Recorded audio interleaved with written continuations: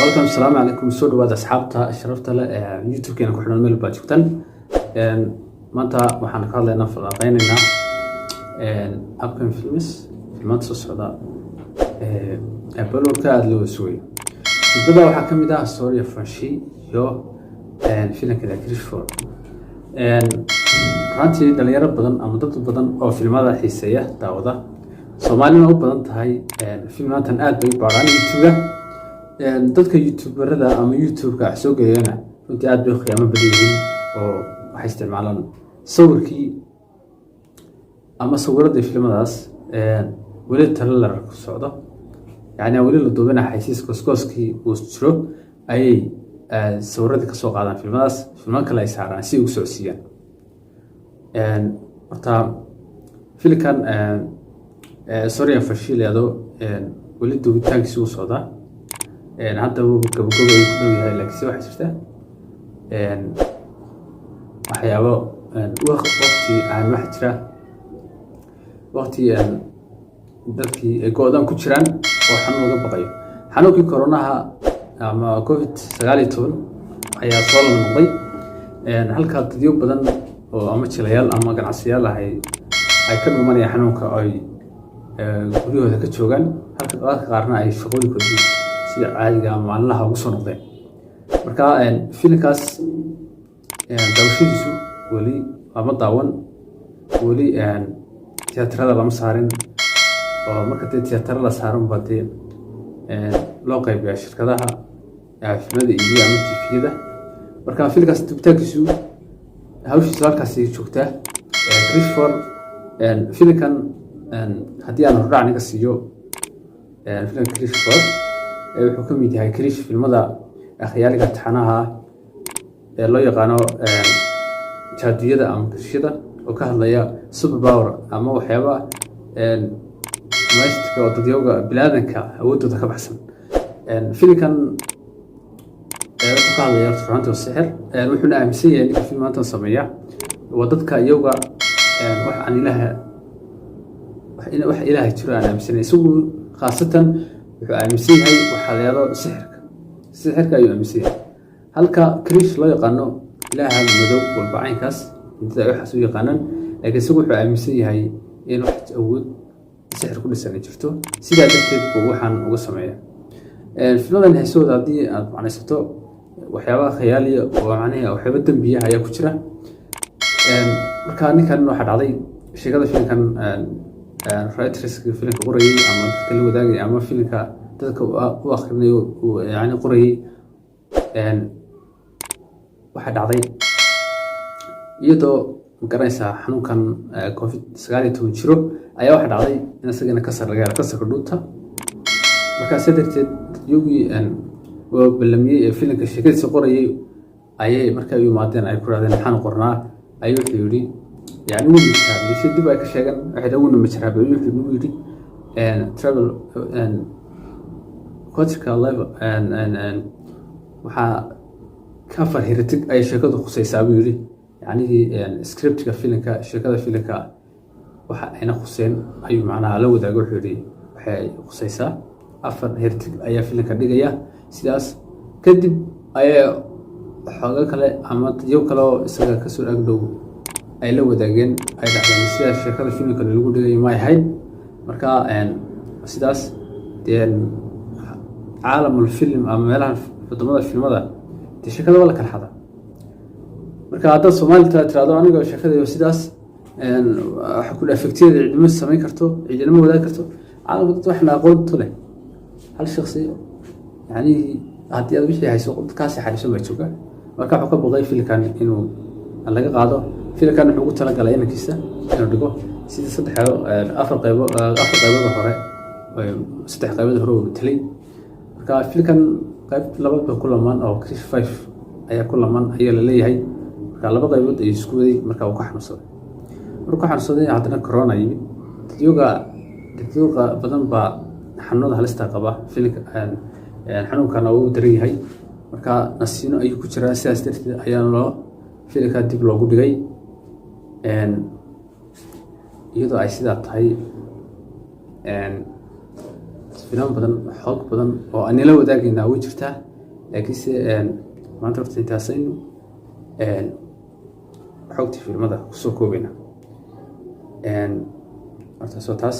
sheeko yaroo kale oo maxaa barnaamijkeenan noqon maxaa cusub. intaa waxaan raacinayaa aan doonaya uga faa'iidaysto maxaa u diiday Soomaalida. dad badan oo Soomaaliya waxaa jira xirfaddii filim abuurista ama hal abuurka sareeyo ama hal abuur leh, qaar sheekada filimada qori kara, qaar bartay, qaar u dhashay inay waxalifaan iyo qaar edit ka yaqaan. laakiinse caqabadda Soomaaliya taalla ama Somaliland ahaato maxay tahay, maxayse dad badan oo hal abuur leh khadka uga baxeen. jawaabta su-aashaasi markaan caqligayga yar gaaban la kaashaday waxay tahay, ama sida ii muuqatayba, horta in filimaan lagu sameeyo dalka aad iyo aad ayay u adag tahay. sababta waxaa weeyaan horada waxaa loogu mahmacay Soomaali nin waa ka soo baxa, nin waa ka dhashaa laakiin kama soo baxo. maamadaas macnaheedu waxay tahay nin hal wuu ka dhashaa laakiin kama soo baxo. sababtuu looga soo bixin waxay tahay iyagaa la hadha. Soomaalidu mijaha ayay saa u qabataa, oo qofka soo baxaya hal abuur kale ama soconaya ay arkaan, waxaa weeyaan ha soconin ay yidhahdaan lagu haysaa u qabtaan. waxaa jira dadyow jecel dadka inay ku guuraan, ku awrkacsadaan. markay ku awrkacsadaanna magaalka gala, marka magaalkii uu ka soo xirmana ku soo noqda dadkii ay ku awrkacsan jireen. taasna waa laga fiican yahay. marka caqabadda Soomaalida haysata waxaa weeyaan, caqabadaha kale waxaa ka mid ah in qofka Soomaaliga uu yidhahdo aniga actorka waxyaaba badan baa qofka lagu jishaa, ama qurux ahaan ama hal abuur, ama ahaado qof isagu wixiisa samaysan karo, isku wadi karay, ama qof sidiisa waxa uga soo bixi karay. Soomaalida wada actor bay doonaysaa, habluhu wada tirshaday doonayaan. caqabadaha kale ama caqabadda saddexaad waxaa weeyaan dalku meel qurux badan way ku yarta, weliba gaar ahaan Burco marka la yidhahdo waa hoyga fanka, martida iyo wax walba iyo hal abuurka. dhulka quruxda badan ku yaray. caqabadaha kale ee Burco ka jira waxay noqonayaan, ama ay tahay hoteelada. hotel qurux baa laga yar dhisaa, wuxuu ku oranayaa dad tiraahdo wax yaraa ku duubano, wax kale ku duubano, maya waa lagula yaabaya. dadka Hargeysa ku nool ama jooga, dhalinyarada joogta reer Burco way ka jaanis wacan yihiin, 100% waxa ayna jaanis u helaan inay meelaha aad iyo bilicdooda u sarreyso ay wax ku samaystaan, halka Burco ayna ka helin ama ay jaanis u helinba inay waxaa sameeyaan. marka waxa weeyaan caqabadaas haysta. caqabadaha kale ee aadka dhalinyaradu haysta waxaa ka mid ah xagga waalidka. qaar baa koranaya waalidkan ka baqaya, oo weliba habluhu u badan yihiin. halkaas ayaa problem badan ama problem weyni ka jira. runtii dadkan waxay reer Burco matalaan ama iska dhiga dad dhaqan ku adag, laakiin dhaqanka kuma adka. xagga ragga haddaynu eegno, rag badan baa koranaya haddana waxaa sameyn dadka ay la yaabaya. kalsooni darrada weyn ayaa waxaan leeyahay kalsooni xumo ayaa haysata asxaabta qaar ama dhalinyarada qaar ay hore uga socon lahayd. taasaana suurto gelisay in dad badan oo hal abuur lahaa waxba isku dayi waayaan. wata labaad, waxyaabaha madadaalada ama wax laga faa'iidayo hadduu qofku la imaado cid daawan mayso. hadduu qofku barnaamijyo waxtar leh ama aqoon la imaado cid daawan mayso. caanimada Soomaalida, habartii doonaysa caan noqoto ama qofkii doonaya in caan noqda wuxuu isku dayay fanaan noqdo. loo fiirso, dhalinyaro badan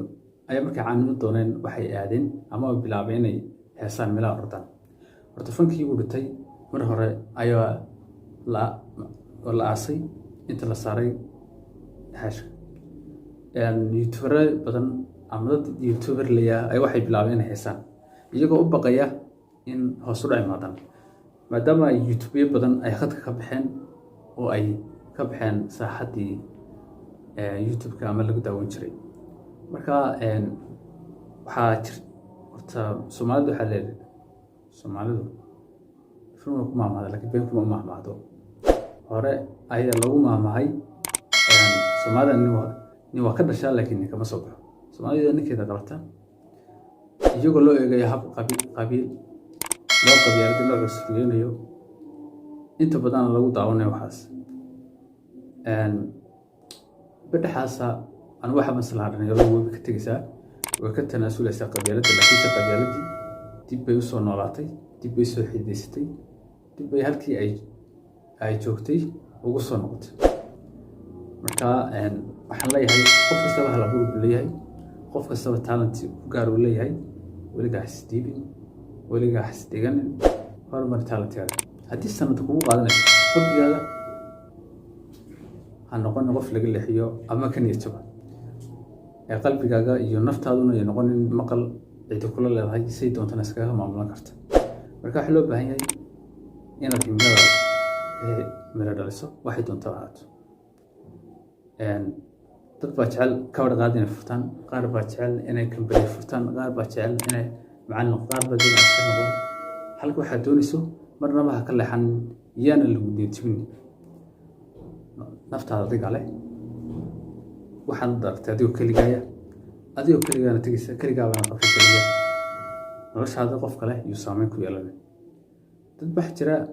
waxay doonayaan laga leexiyo baa jira talada dadka kale ku socda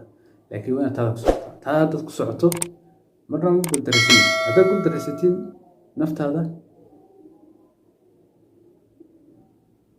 ayaad eedaynaysaa ma dhaleecanaysa laakiin xagga doona la heli bay lumi heel baa sidaan yidhi halkaasan gaari lahaa hadhow tulan niyad jabi lahayd hadhow ka qoomale talada qof kale ku siiyey qofka waa bilaadan mar uu gafi karaa mar uu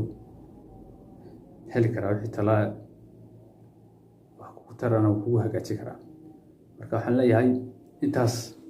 ayaa maanta videogan ku yahay haddii aad ku cusubtay YouTube-keena ama ku qaniyo waxyaabahan aan soo bandhignay mawduucyadan YouTube-ka subscribe sar videogana like sar si dhiirigelin loo noqoto. barnaamijyadan way sii socon doonaan kuwa badan oo xiiso badan isma dhaafno sidaas iyo nabadgelyo bye bye.